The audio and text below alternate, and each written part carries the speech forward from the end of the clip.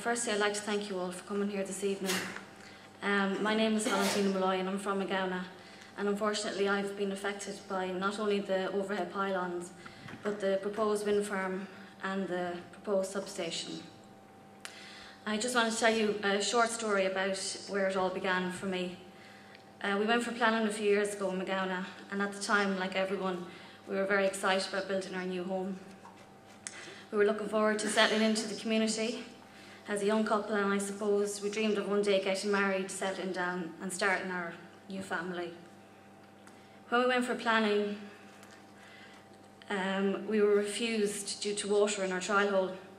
And the second time we went for planning, we got it, but there was a few conditions attached. Some of them were the house was to be finished in nap plaster or dash. All stone had to be of local stone. Our 3 tiny half-moon windows were to be changed to square, and the height of a house was not to be more than 7.5 metres. All the existing hedgerows on the site and trees had to be retained on site. The reason was that this is all due to the interests of the visual amenity, and I'll just get back to that in a few minutes. We got married last year, and when we returned from our honeymoon, we were faced with a number of maps, diagrams of Clodagh Wind Farm and the Grid West project, and I suppose our life was turned upside down at that stage.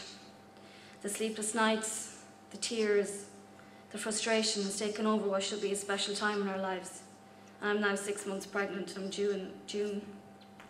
Our sunroom is located facing the proposed Clodagh Wind Farm. This is proposed by Quilcha, and as Eddie said, there's 48 to 50 turbines of 150 metre hub height, and these are just positioned less than 3 kilometres away from our home. They will be clearly visible from our sunroom, because Quilcha are taking down all the forestry and erecting these turbines. It was said that these turbines were to be restricted due to the view from Downpatrick Head and Gage of Fields.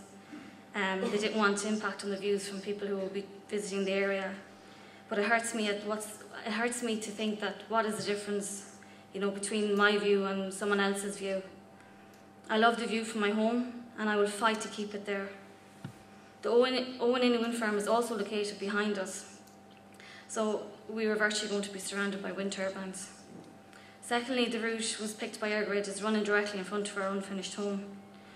What we visualise living in this home community is now a nightmare waiting to unfold.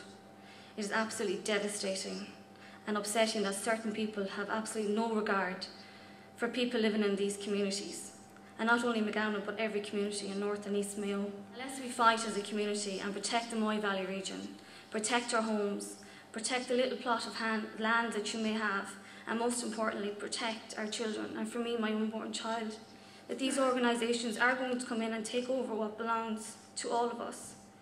You can imagine the excitement of expecting your first unborn child and the looming prospect of maybe childhood leukemia.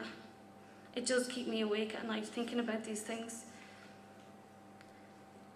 Sorry. I don't think they have the right to do this to any one of us in here tonight. Someday you may have the substation outside your home or outside your back door where your kids or grandchildren may be playing, and that's if you're lucky enough to have your family close by.